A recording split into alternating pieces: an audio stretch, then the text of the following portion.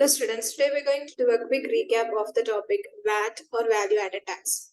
So value added tax is an indirect tax which is levied on the goods and services provided by a business. This is the only tax that is levied on the turnover of the business. Okay. Now coming to this, you have to calculate the output VAT and the input VAT, and the net of is the VAT payable to the tax authority, and if it is if the input VAT exceeds the output VAT, it is VAT refundable from the tax authority. Output VAT is collected by registered traders on their sales, and input VAT is paid by traders on their purchase or their expenses. If you are a registered trader, the input VAT that you have suffered, you can recover that. So what you mean by recovering is from the VAT that your output VAT you're collecting, whatever you have spent, you can recover that, and the excess have to be paid to the tax authority. The standard rate of sale and purchases are 20%. Taxable supply includes, so I'll just give you a list of taxable supply.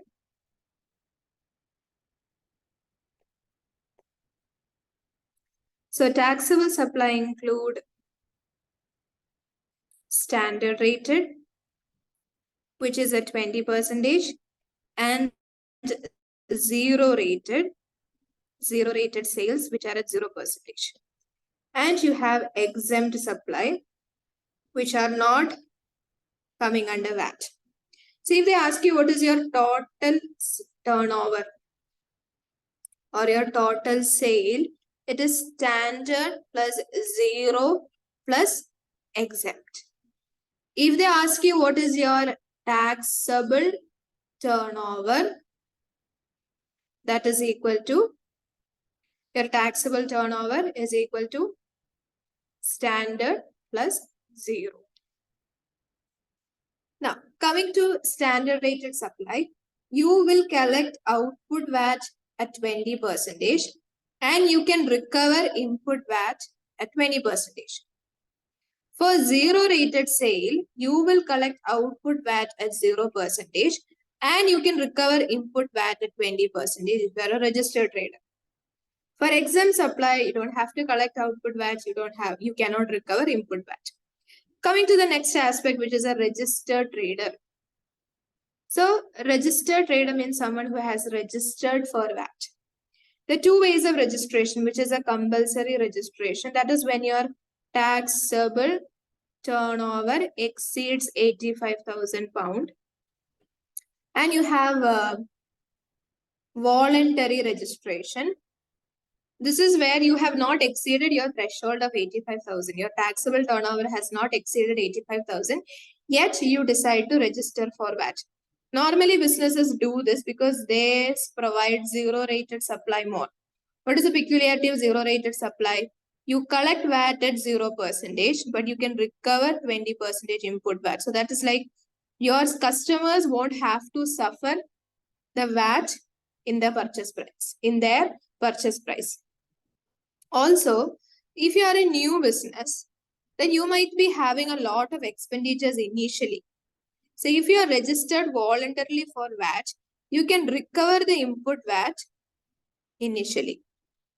Another reason is voluntarily registering for VAT will save you from any penalties for late registration. Then coming to compulsory registration, once you exceed your 85,000 threshold, you have to compulsorily register for VAT. So whether you exceeded that 85,000, you have two ways of checking that. One is a historic test. So if your cumulative taxable supply for previous 12 months exceeds 85,000. So when you do the analysis, you have to check whether your cumulative taxable supply, so you have to consider the previous 12 months supply, that also the cumulative value, taxable supply, that means standard plus zero rated, excluding sale of non-current asset. And you have to check for the previous 12 months if it was above 85,000. So when we say previous 12 months, we also mean that when you enter the 13th month, you have to cancel the first month so that it becomes 12. So let's say January, Feb, March, April, May, June, July, August, September, October, November, December, and you are doing the test in January, and you are doing the historic test at the end of every month. You're doing it at the end of every month, okay? So by the end of January, you're checking for the previous 12 months. So when I say previous 12 months, we are considering this 12 months. So January including January, December, November, October, September, August, July, June, May, April, March, February. So previous 12 months. That means from your taxable supply, cumulative taxable supply, from February, from January, previous January to this January, you have to eliminate the 1st January value. Then only it will become exactly 12 months. Now, for future test, next is future test. If you expect that your taxable turnover will exceed 85,000 in the next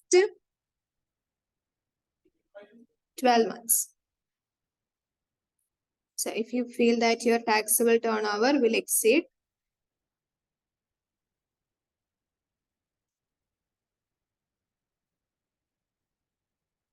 in the next 30 days, if you believe that it will exceed 85,000, then you will be doing a future test there. So in a single month, if you are able to cross the threshold, then you have to do a future test. Now, what is the significance of test?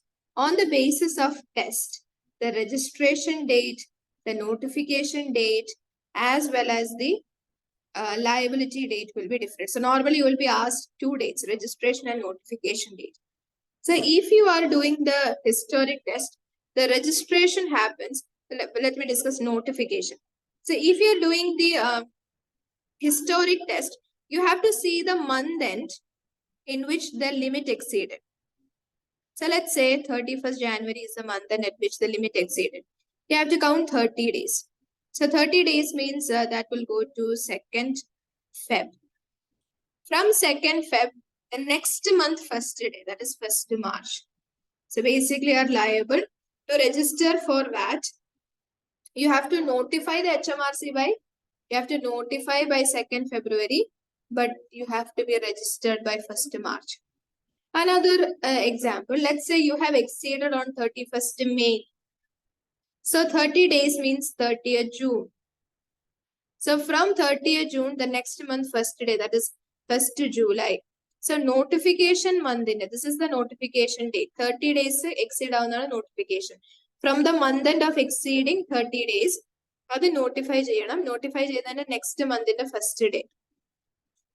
So that is the rule for historic test. When it comes to future test, the date of expectation, the date which you realize that your taxable turnover will exceed in the next 30 days. That expectation day is where you are liable to register, and the notification should happen in the next 30 days. So let's say my expectation arose on 1st January, and within the next 30 days, including January, I have to count 30 days. So that is January, February, March, April, May, June, July, August, September, October, November, December, January, February. Sorry, my bad. January.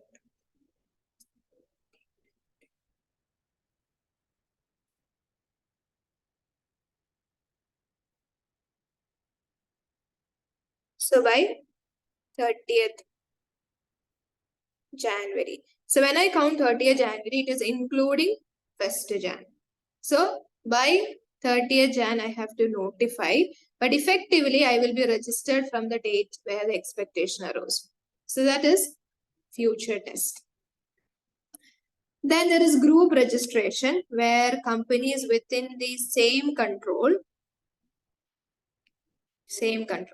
So that is the parent has more than 50% ordinary shareholding in rest of the companies. They can have a group registration for VAT, where a single VAT return is filed on behalf of all the group members and the VAT liability is paid. But they are individually responsible for their VAT liabilities. There is a pre-registration input VAT. So all the input VAT that you suffer before the registration, when it comes to goods, It is 4 years prior to registration. So within the 4-year limit of registration date, any input VAT that you suffer for goods, that is pre-registration. The goods should be purchased for business use. There should be evidence or any sort of invoice related to that purchase, and the goods should not be used. It should not be used or consumed till the date of registration. Now the same applies for services as well. For services, it is 6 months prior to registration.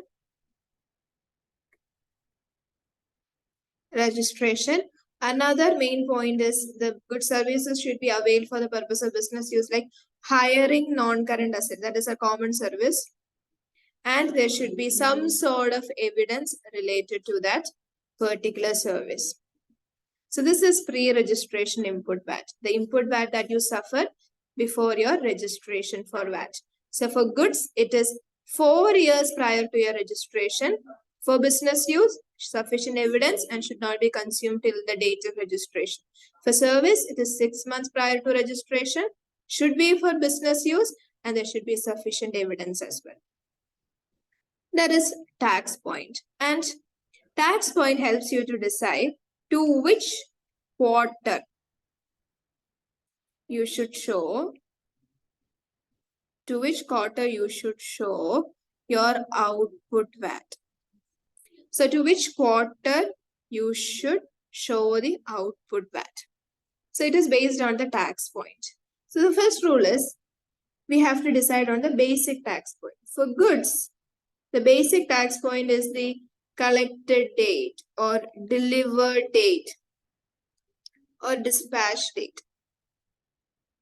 For services, it is the completed date. So this will be given in the question. So you have to read the question and check. What is the date the goods were collected, delivered, or dispatched? These are the words you will normally see. For service, the completion date. So that is your basic tax point. And the rules are based on the basic tax point. So if an invoice is issued or payment is received, either one of them before basic tax point. It can be both of them before the basic tax point or either one of them before the basic tax point. The earlier date, that can be the invoice issue date or the payment received date. The earlier date is your actual tax point. Second situation, if the first rule is not applicable, you have not issued an invoice and neither you have received a payment before the basic tax point. So you have to check if invoice issued within 14 days of basic tax point. In that case, the invoice issue date is equal to your actual tax point. And why are you deciding on this actual tax point? Because you have to check this date and you have to check to which quarter this date belongs to. And to that quarter, you have to show the output VAT. അപ്പോൾ ഈ actual tax point കണ്ടുപിടിക്കണം. ആ date ഏത് ക്വാർട്ടറിൽ വരുമെന്ന് നോക്കണം. ആ ക്വാർട്ടറിലേക്ക് വേണം നിങ്ങൾ ആ ഔട്ട്പുട്ട് വാറ്റ് കാണിക്കാൻ. അപ്പൊ ബേസിക്കലി നിങ്ങൾ ഈ actual tax point rule apply ചെയ്യുന്നത് നിങ്ങളുടെ ഔട്ട്പുട്ട് വാറ്റ് നിങ്ങൾ ഏത് ക്വാർട്ടറിൽ കാണിക്കും എന്ന് ചെക്ക് ചെയ്യാനാണ്. Then imagine a situation where rule number 1 and rule number 2 are not satisfied. That means you have not issued an invoice or received a payment before the basic tax point, and you have not issued an invoice within 14 days after the basic tax point. In that situation, your basic tax point itself is your actual tax point, and you have to check the date, see to which quarter this date belongs to, and to that quarter you have to show the output VAT. Then we have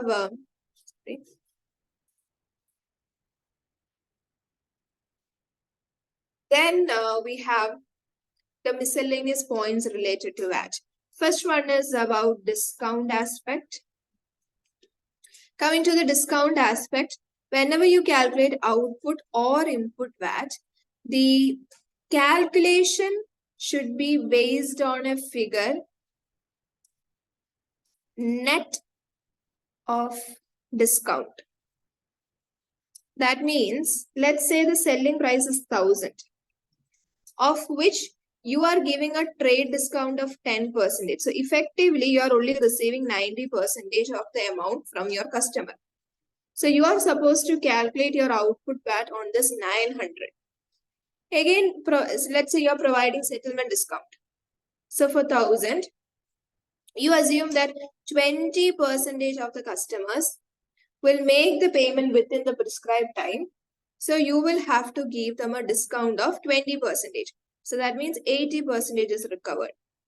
So 1,000, of which 20% customers will pay within the prescribed date. So you will only receive 80% payment from them. And from this 1,000, remaining 80% people will not pay within the prescribed time. Therefore, you don't have to give them a discount. So this is the net figure after discount.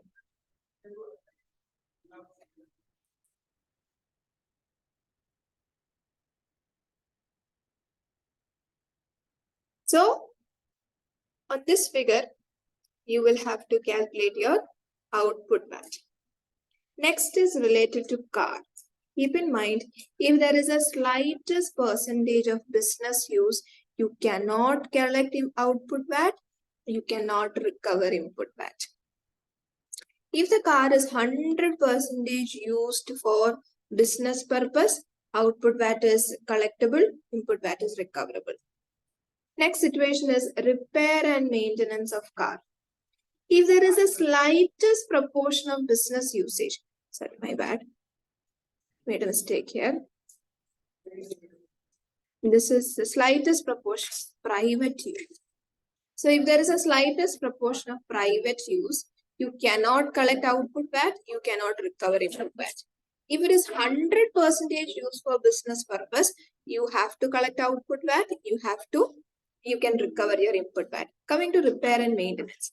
If there is a slightest percentage of business use, not even 100%, let's say just 2%, you can recover full input VAT on repair expense.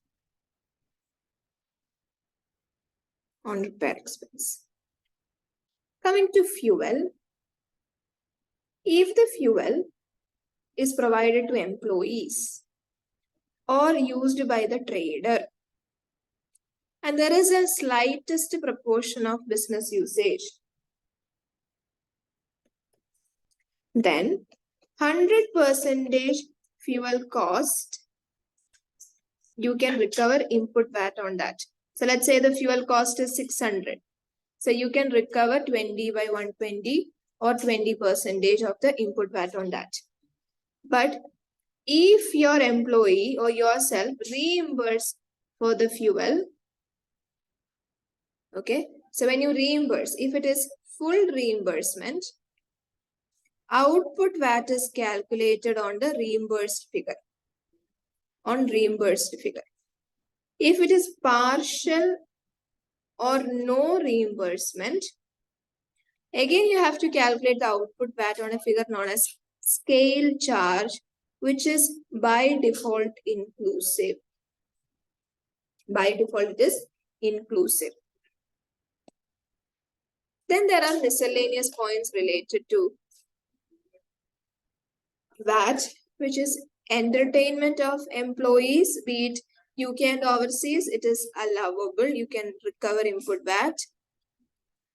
Then entertainment of overseas customer is allowable, but UK customer is disallowed. Entertainment of UK and overseas supplier is disallowed. Sample does not indicate sale, so no output VAT. Coming to lease cost of the car, if the car has a private and business usage, you can recover 50% of the lease cost input VAT. So let's say the lease cost is 5,000. So 5,000 into 50% into, you can recover input VAT of 20% or 20 by 120. Now drawings by the owner is treated as sales, and you will calculate output VAT on that on a figure known as the replacement price. So on the replacement amount, you will calculate the output VAT. So these are the miscellaneous points related to VAT calculation, and they can come as a standalone MCQ or be tested in your section B question. So I will just show you a couple of questions to give you an idea about it. During our class, we have discussed the entire kit. So now we're going to discuss the questions from Study Hub. Which two of the following statements concerning VAT registration of SUK, a trader, are correct? Voluntary registration will be beneficial if he makes supplies to all non-VAT registered customers. So it has nothing to do with whether your customer is VAT registered or not.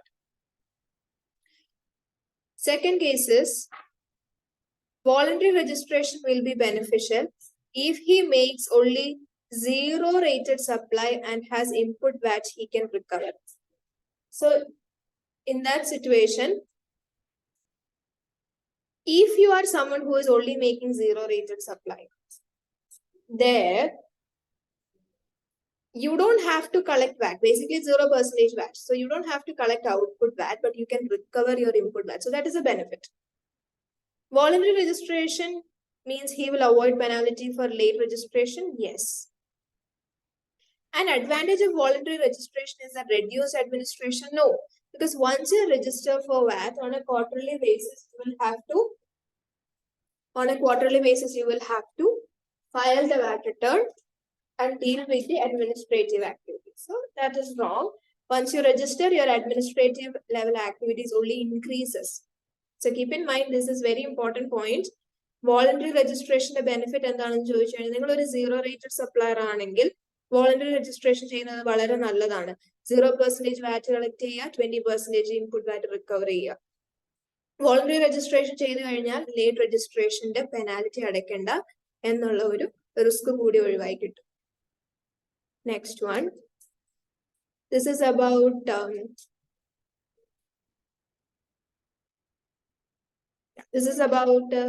the registration date. So one way of asking the question is, from what date onwards they will start collecting VAT?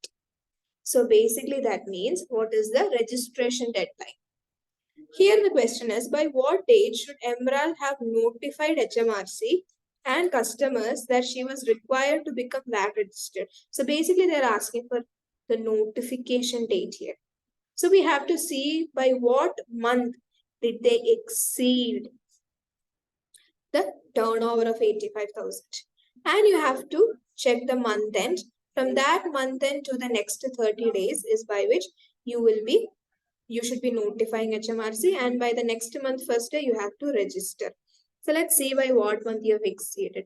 They commenced their trade on 1st March 2023 to they were operating till 30th September for a monthly turnover of 7,500. So we have to check the cumulative taxable supply. So when I check the cumulative taxable supply, which is equal to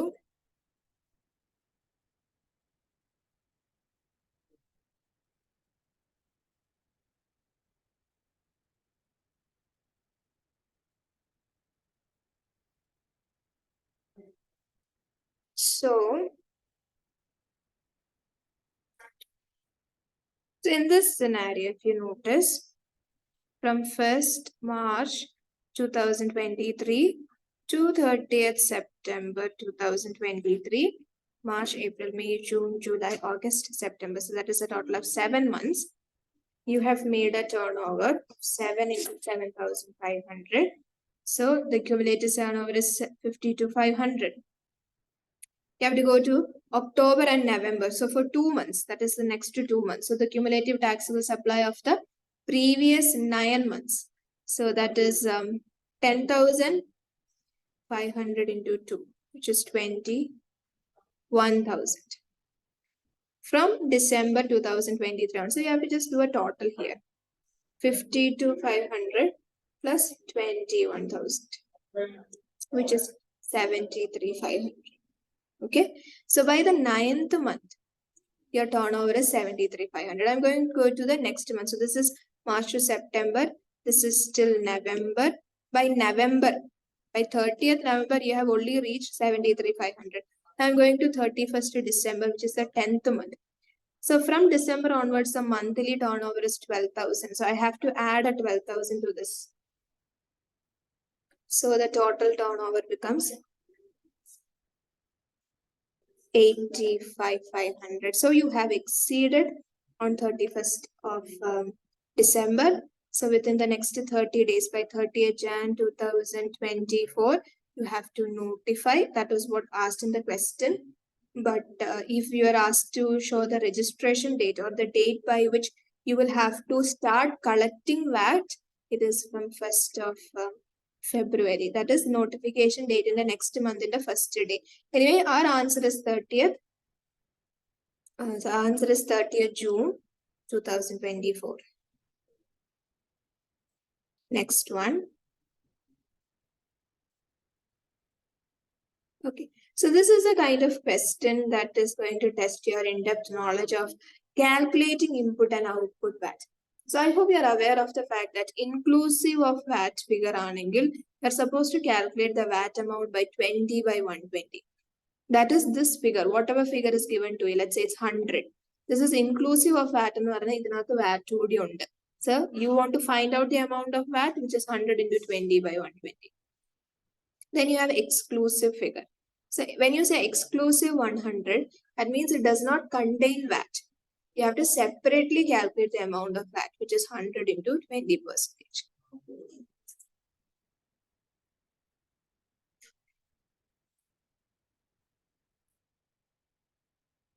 Next thing is VAT. Dan is a VAT registered sole trader. Dan sold goods to Gus for 126. So the sale price is 126 without charging any VAT, as Gus had assured him the goods were exempt. So the selling price was 126. And they said it was an exempt supply. So they did not charge any VAT in here. So this was sold by Dan to Gus. And Gus paid 126 as they assumed it was exempt supply, no VAT was included. Dan subsequently found out that the goods were subject to a standard rate VAT. Later he understood that this particular supply was not exempt. It exempt allarnu. This standard rated sale arnu. So he will have to, Dan will have to collect VAT and which what output VAT. And he'll have to pay HMRC. Now the problem is, this is after the sale he realized. Can he go to Gus and ask him to pay more? No. So what he can do is, from the money he recovered, you will take this as 120%. Out of this, you will take a 20%. Okay, so that is equal to 126 divided by 120 into 20, which is 21. So the idea is pretty simple. You have already collected 126 from your customer. You cannot ask the customer to pay more because the agreement was made on 126. So now what you can do is, from the money that you have recovered from the customer, you can take out that 20%. So this money is inclusive of VAT. You take 20% from it. So that is 21. And it is payable by whoever is the seller. So that is payable by Dan. Next one. We're also talking about tax point. So coming to the tax point aspect, Qustion is registered for VAT and operates a cash accounting scheme. She delivers some goods to a customer on 23rd in May. So they're asking you the tax point of supply. Now keep in mind, They're asking for the actual tax point. Okay. So, basic tax point. Goods the delivery date is the basic tax point. She delivers some goods to a customer on 23rd May. So that is the basic tax point. And the basic tax point at the delivery date of goods. Then we need to check whether a payment was received or an invoice was issued before this 20th. Okay. So reading from the question, nothing was received before other than there was an order. Order maintained invoice issue payment receive so that was not there. So then we have to check, was an invoice issued within 14 days after the basic tax point? Okay. So the invoice was issued on 27th May. Yes. The invoice was issued within 14 days of the basic tax point. So 27th May becomes your actual tax point. Now, this date is quarter quarter output VAT.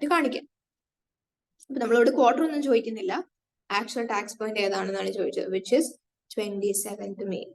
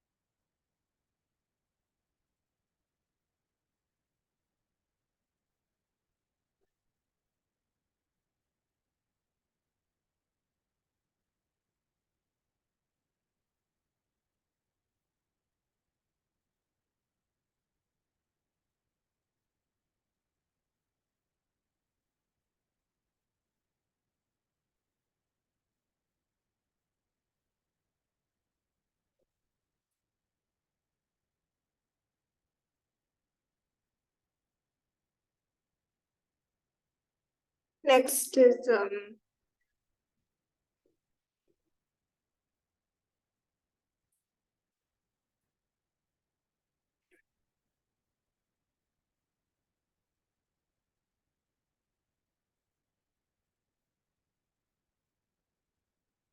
Charlie is a VAT registered trader making only standard rated supply. He received an order from a customer on 19th May 2024 enclosing a payment of 2250 which represented 15% of the deposit. So you are receiving an order from the customer and on that date itself you are receiving a payment. So you are receiving a payment on 19th May 2024 which belongs to the quarter end 31st May 2024. Now the question is, okay, we don't need the quarter so now. So we need to check what is the basic tax. When the goods were dispatched on 19th May. Okay, so this is your basic tax point. We need to check whether you've received the payment before the basic tax point. So the answer to that question is, yes, you have received the payment before that. That means your payment received date is your actual tax point. And that also indicates that this belongs to 31st May 2024 quarter. So amount that you have received is 2250, which is including VAT. So this is 120%, of which we need to take 20%. So the amount is equal to 375. Then coming to the next case, your basic tax point remains the same. We need to check whether the remaining amount, which is the total amount was 15,000, of which already 2250 was settled. So what is remaining? 12,750. So the next thing to check is whether this 12,560 invoice was issued within 14 days after the basic tax point or whether it was after 14 days. The invoice was issued on 1st June. So basically 1st June is within 14 days.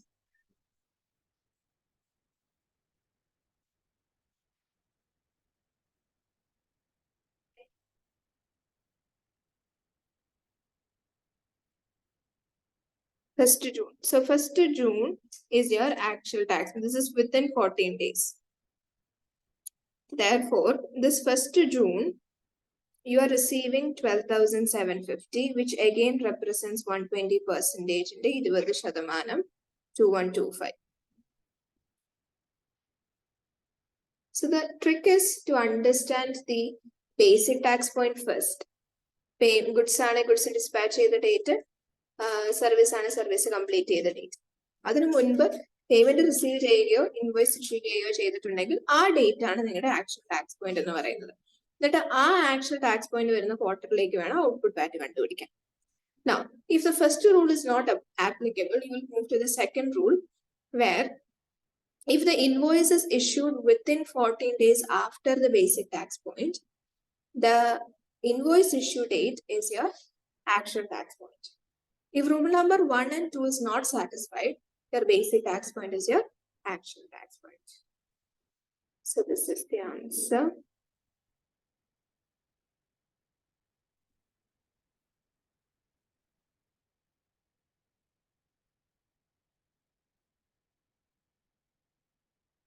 Beryl is registered for VAT and is preparing her VAT return for the 3-month period ended 31st March 2024. During this period, she made zero rated supply of 14,450 and standard rated supply. These are all sales. One is zero rated. Zero rated means there is 0% output VAT. And standard rated supply means 19,650 standard rated supply. This exclude VAT എന്ന് പറയുമ്പോൾ ഇതിന്റെ 20% VAT figure എന്ന് പറയുന്നത്, which is equal to 3930. Okay, so once again, zero rated na 0% output VAT ആയിരിക്കും. Standard rated sale ആണെങ്കിൽ അതായത് which is 19,650 exclusive ആണ് പറയുന്നുണ്ട്. അപ്പൊ അതിന്റെ 20%, which is equal to 3930.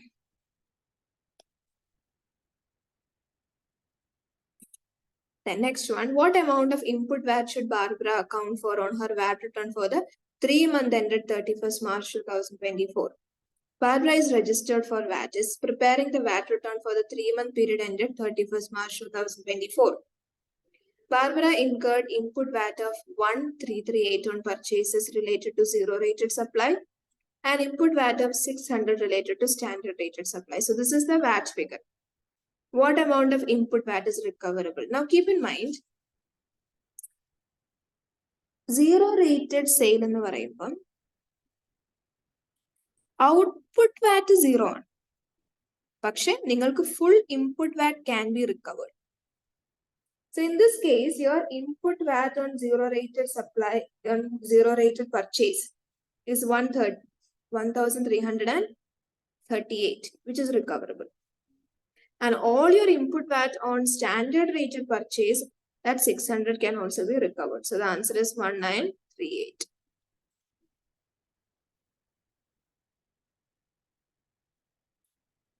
Smoky is a VAT registered company that only makes standard rated supply. The company incurred the following VAT inclusive cost. First one is there is a lease of 13,600. ഞാൻ പറഞ്ഞിട്ടുണ്ട് കാറിന് if there is a slightest of business usage, not 100%, slightest business usage, you can recover 50% of the input VAT. So if the lease cost is 13,600, adinte 50% into you can recover the input VAT on this.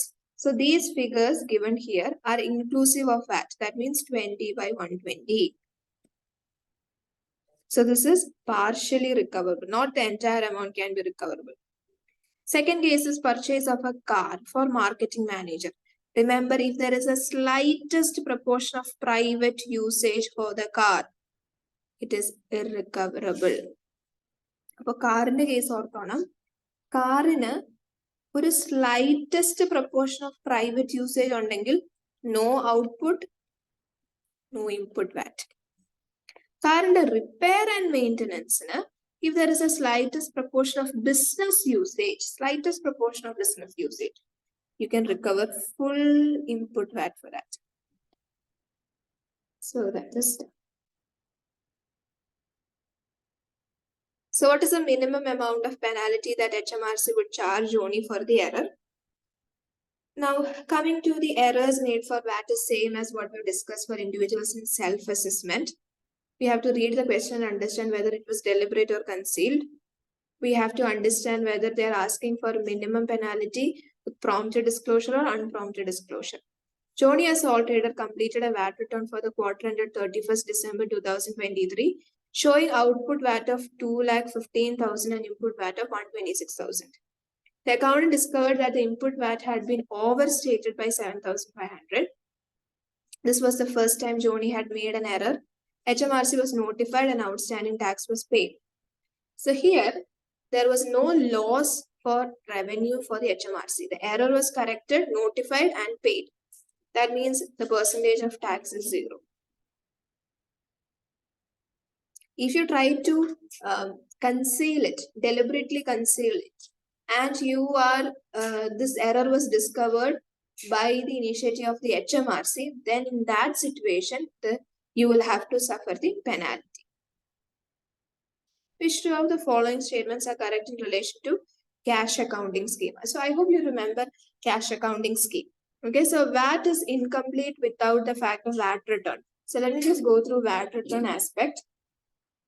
VAT return is filed and paid electronically after 1 month and 7 days of quarter end. So whatever quarter you take, after 1 month and 7 days, you file the return and you make the payment electronically.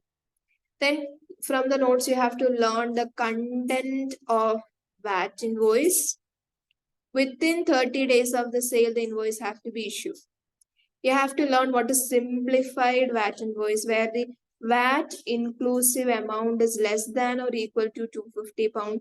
In that situation, a simplified VAT invoice is to be issued. You need to learn the number of years. 6 years you have to maintain the record for VAT and the penalty of 3,000 if you fail to do so. If your filing of VAT return is late, you have to suffer surcharge, default surcharge penalty.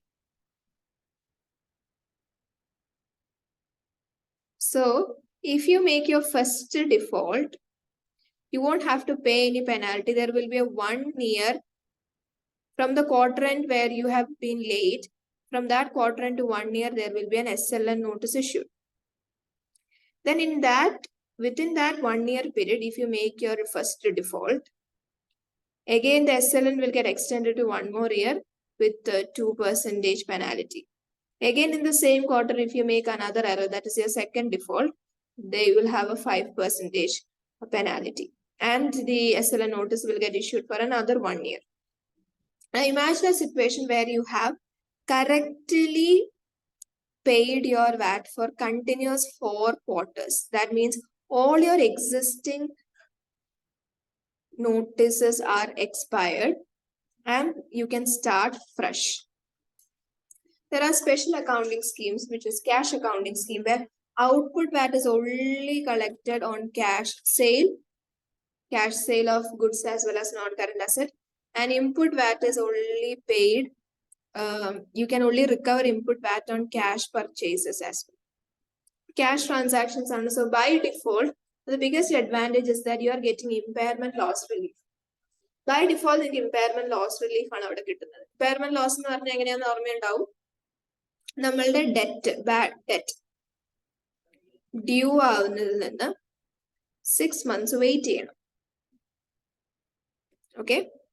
Now, we might have already paid, if it is not a cash accounting system, we might have already paid the output VAT on this particular debt at the time of sale itself. Even without receiving the money, we might have given the output VAT.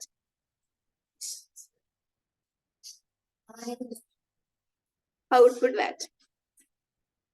Now, in that situation, you might have already given the output VAT there. What happens is, you have not received the money and it became a bad debt. So when it becomes a bad debt, you can recover your input VAT. But there is one condition.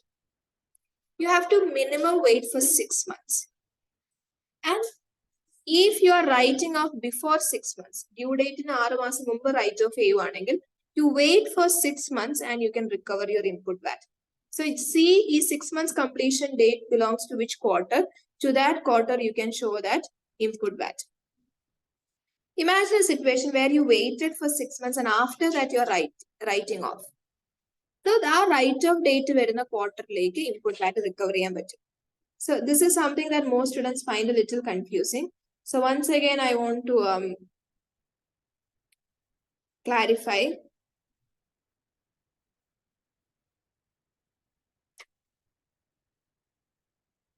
Once again, I want to clarify. So you have to take the due date of the debt.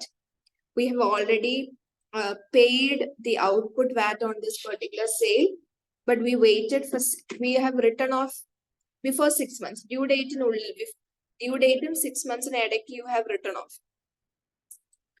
So write off either we will not recover the money, so we can recover the input VAT there. But if you write off before the completion of 6 months, you have to wait for 6 months to complete, and you have to see the date on which the 6th month will get completed and the quarter it belongs to. To that quarter, you can recover the input VAT. Imagine a situation when the due date to 6 months is over. After that, you are writing off. In that situation, you take the write-off date and see to which quarter it belongs. So, one advantage of cash accounting scheme is that we are only paying the output VAT or collecting the output VAT if the cash is received. So there is no scope for bad debt there and claiming input VAT. So by default, you are getting a relief or impairment. Second situation is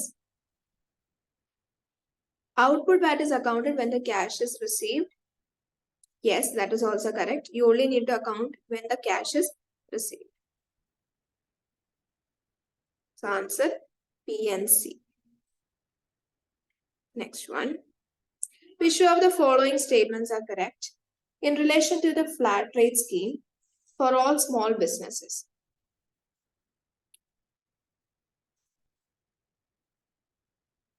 A flat rate scheme cannot be used in conjunction with annual accounting scheme. There is no such thing. You can use it along with the annual accounting scheme. Second one is a trader can join if VAT exclusive turnover for the next 12 months is not expected to exceed 150,000.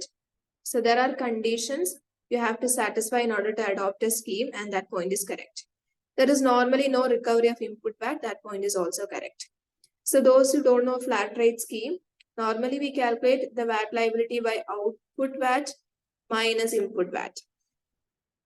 But in the flat rate scheme, there is no output or input VAT. We directly calculate the VAT liability as your total turnover. So your total turnover means standard rated, zero rated and exempt turnover into the percentage given in the question.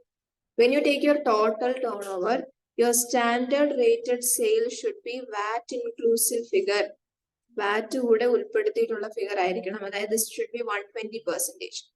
Whereas the zero rated figure and the exempt figure will be the same. You can take it. Take the total multiplied with the percentage of flat rates. So answer is option A and B. B and C. It's B and C. Yeah.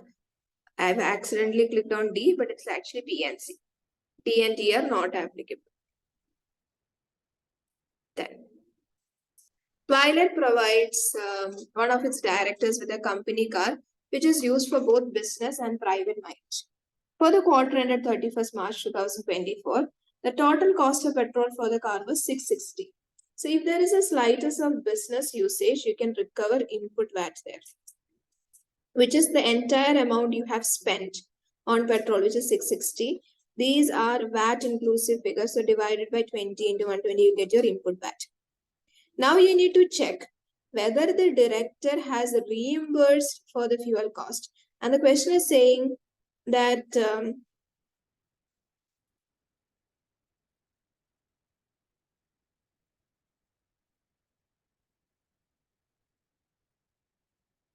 there is no requirement of reimbursement. That means you have to calculate the output VAT on the scale charge figure of 507 into 20 by 120, which is 84.5. So your output VAT will be 85. Your input VAT will be 110. And keep in mind, no decimals are allowed in tax paper. So always round your answer. Next one. This is also question your kit. UE commenced trading on 1st April 2023 and registered for VAT on 1st January 2024. So he got registered on 1st January 2024. So all the expenditures before or all the input VAT before that will be considered as pre-registration input VAT. So if it is a service, the previous 6 months input VAT can be recovered. So service here he is hiring non-current asset, office equipment.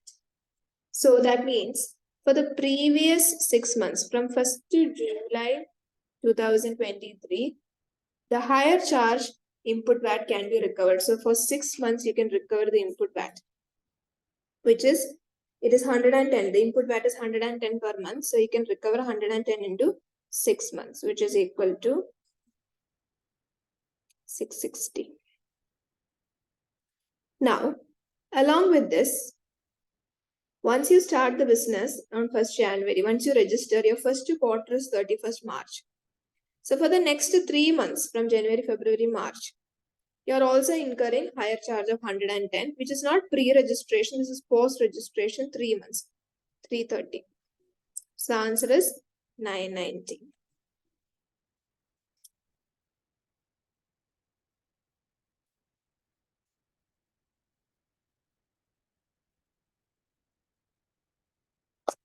Next one. Brian is registered for VAT and is registered for a flat rate scheme. The VAT rate of 15% is applicable. For the quarter ended 30th September 2023, Brian made standard rated sale of 30,000 and purchases of 6,000. How much is Brian saving by using the flat rate scheme? So in order to find out the tax saved, you have to do calculation with both the schemes. So I'm going to do one with flat rate scheme and the other one with the normal scheme. In the flat rate scheme, I'll directly take the sale of 30,000 into 15. These are all VAT exclusive figures. I have to convert this into 120% into 15%.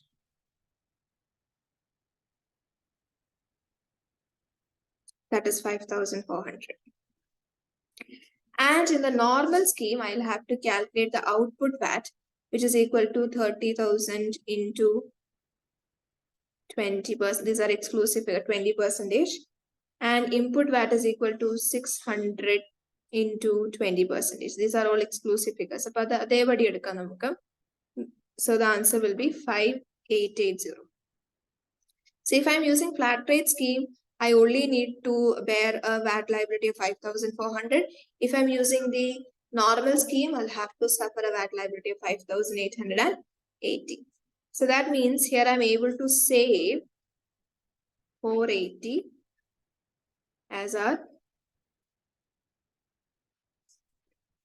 our VAT liability.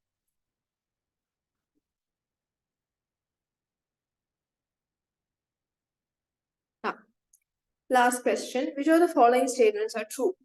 If a company purchases goods from overseas costing 500, it will pay the supplier 500 and record an output VAT of 100 and an input VAT of 100 on the same VAT return. So that is a case of import.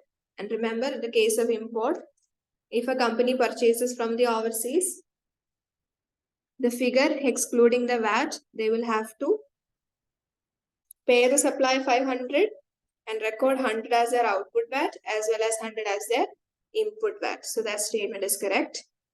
It would cost the company more overall if they purchase the goods from UK company for 500, as they would have to pay the supplier 600 and claim 100 as input VAT. And that statement is not correct.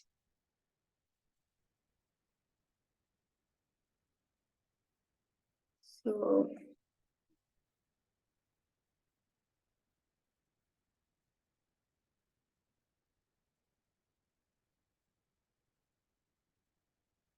although you'll have to pay your supplier 600, the overall cost for the company would be the same. There is no tax savings. If the overall savings, there's not going to be an overall savings. The cost is going to be same for the company, where they will have to pay 600 and they can claim 100. Previous case, they'll have to pay 500, where they have to record an output VAT of 100 and input VAT of 100. So that gets compensated 500 തന്നെയാണ് അവിടെ effectively. ഇവിടെ വരുന്ന സമയത്ത് 600 in 100 പോയി കഴിഞ്ഞാലും 500 തന്നെയാണ് net cost എന്ന് പറയുന്നത്. So there is no cost savings in this scenario.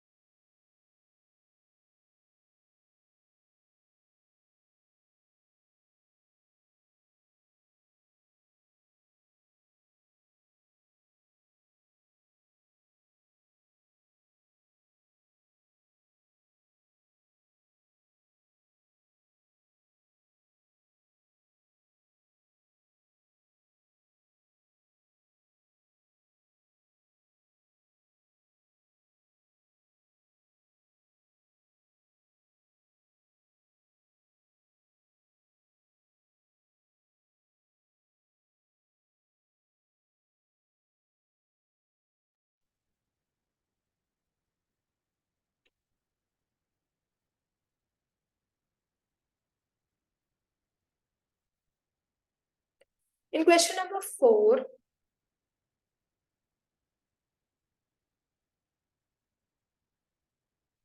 so in question number 4, they're asking you the tax point.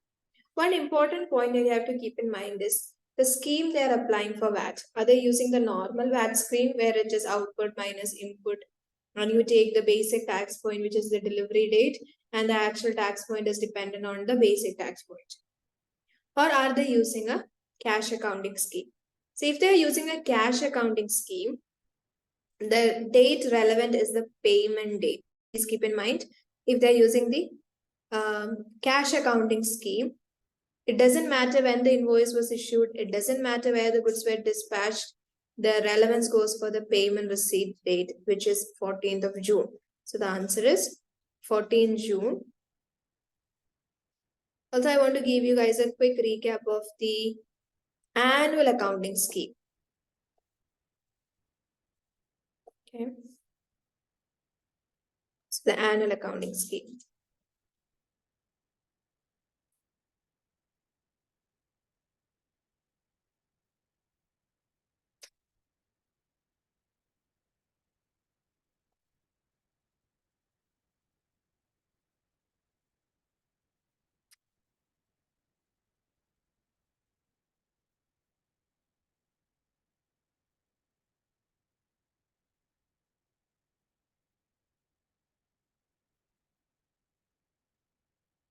So how does an annual accounting scheme work?